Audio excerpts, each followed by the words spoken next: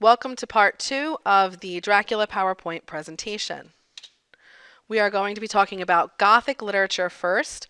Once again, you do need to take notes, so hopefully you still have your notebook out in front of you, and you will need to write down the 10 elements of Gothic literature when we get to them. Gothic fiction combines elements of horror and romance, and it was pretty much invented by Horace Walpole, who wrote The Castle of Otranto in 1764.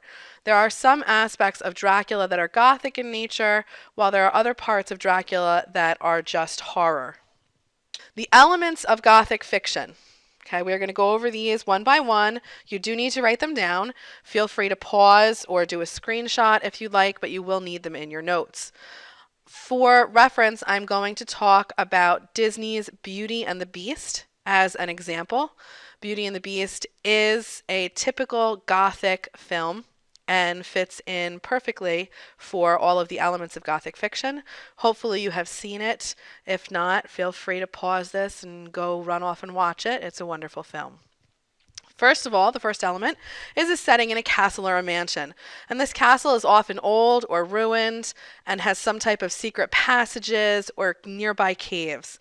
For instance, Beauty and the Beast, you have the very large castle in the middle of the creepy woods. You also have an entire wing that is, sort of in ruins. No one goes into it. She's not allowed to go into it. So it adds that air of mystery to things, which brings us to number 2, the atmosphere of mystery and suspense. Again, there's the setting, the mood, all help contribute to this atmosphere of mystery and suspense. The characters themselves often don't know what's going on. We as the reader may or may not know what's going on. The third element is an ancient prophecy. Usually this prophecy or rumor is somewhat obscure or unclear. People may sort of vaguely refer to things. The main character in particular may be in the dark about it. In Beauty and the Beast, there is the rose, which is losing its petals, and he has to find true love or have someone love him before the last petal falls, and that is the prophecy. Number 4 is omens, portents, and visions. Anytime the main character has a dream where they see something and, there's bad omens, storms could be a bad omen of something.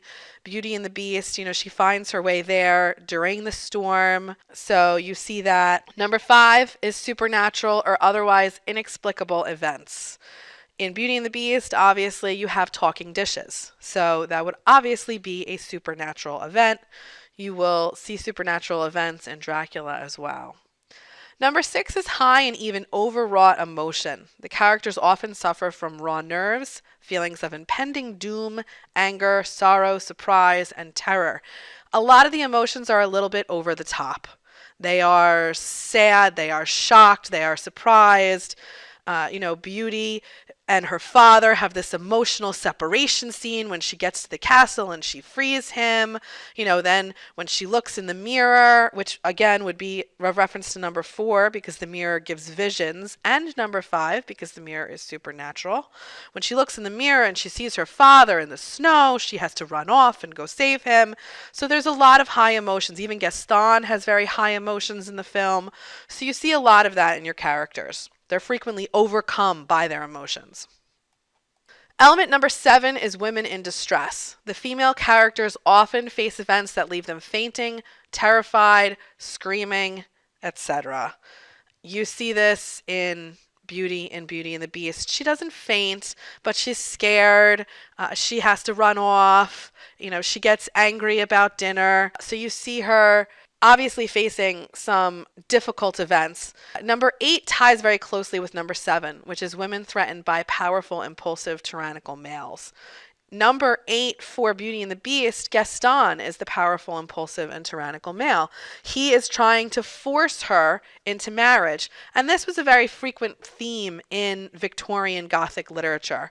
A woman trying to be forced into marriage by some evil male. He threatens her father and says her father will go into a mental institution if she doesn't marry him. So she is in distress over that. She has very little choice in the matter and must somehow find her way out of it.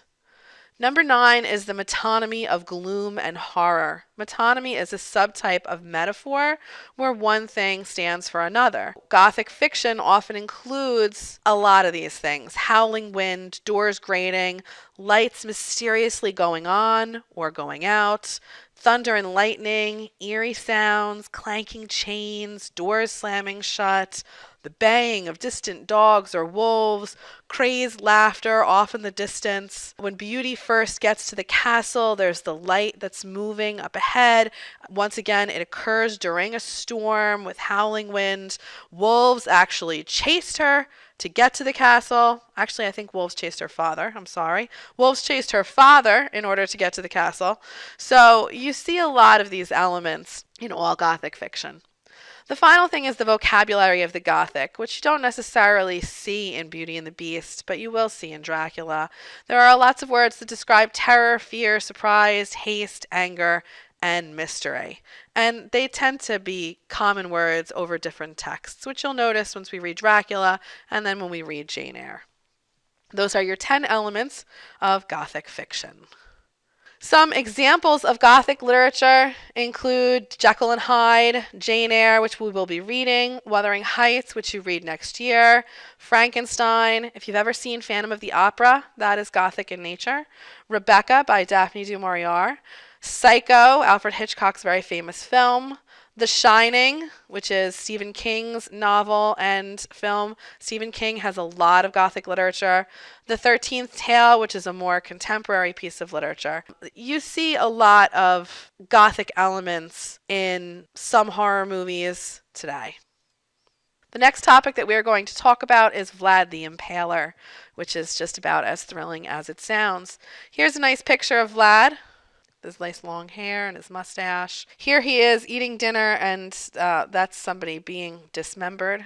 And here are people being impaled.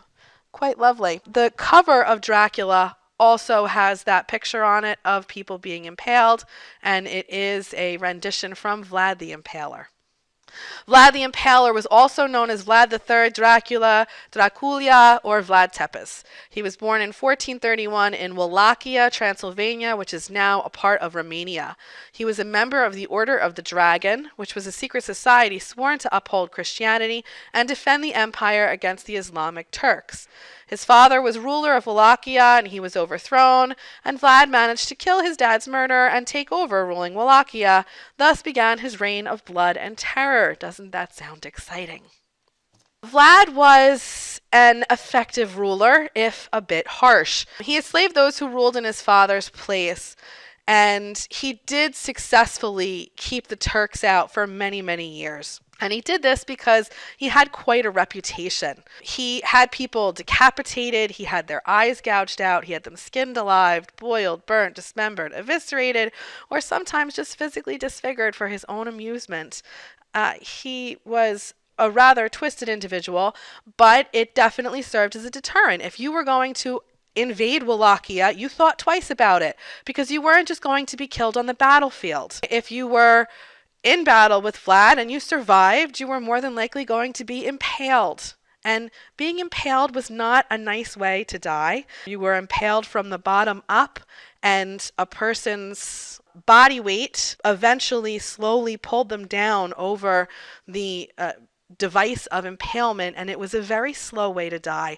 It would take hours and even sometimes days for people to die. And it was rumored that Vlad enjoyed having his lunch and dinner served out on the fields where he could watch and hear the people die. So he was quite a psychopath.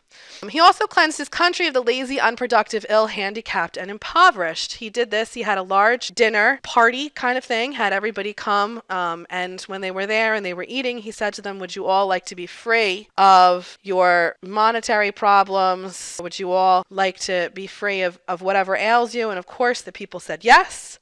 So he barred the doors and burned the building with everyone in it down, thus ridding his country of people who he did not feel were productive. He impaled 30,000 merchants for disobeying trade laws. So again, he had quite a reputation. He was eventually captured in battle, but he did once again reclaim his throne. He eventually died in battle against the Turks. To modern Romania, Vlad Dracul is a hero who defended his country from the bloodthirsty Turks.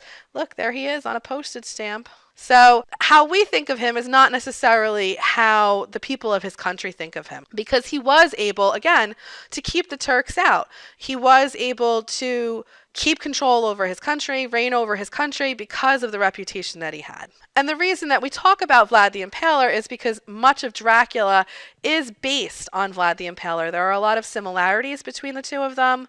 The bloodthirstiness, and it is believed that Bram Stoker did a lot of research about Vlad the Impaler and primarily based the figure on him. Dracula talks about his ancestry and his heritage. It's very similar to Vlad the Impaler's ancestry and heritage. And even the picture is somewhat reminiscent of the description of Dracula when you actually read the description in the text.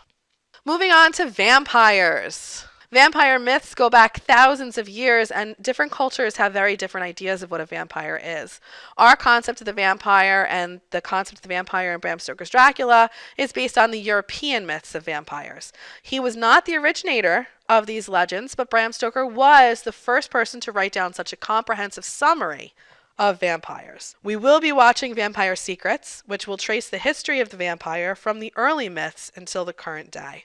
And it is a very interesting film. Dracula has inspired countless vampire texts, and really none of these would be possible without Bram Stoker. Before Bram Stoker, the vampire was just this undead horror creature, and Bram Stoker, not that he makes Dracula sexy, but he does sort of introduce this aspect to him that was not previously thought of when it came to vampires.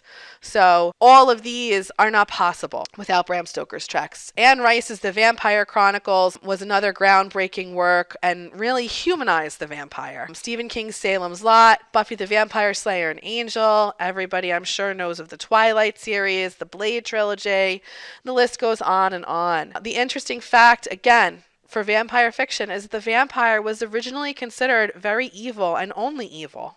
And in current literature, oftentimes the vampire is seen now as sympathetic and even somewhat heroic. And again, much of that started with Anne Rice in Interview with the Vampire, but that would not have been possible without the groundwork laid by Bram Stoker. You guys are now done with the Dracula PowerPoints. Congratulations. You are going to go on to discussion question 2 on Turnitin.com. You are going to choose a modern television show, movie, or text that you are familiar with that has Gothic elements. List at least 2 of the Gothic elements and give specific examples from the visual or written text that you chose. Obviously, you can't do Beauty and the Beast. And you are then going to comment on at least one classmate's post. I hope you have a wonderful weekend, and email me if you have any questions. Thank you.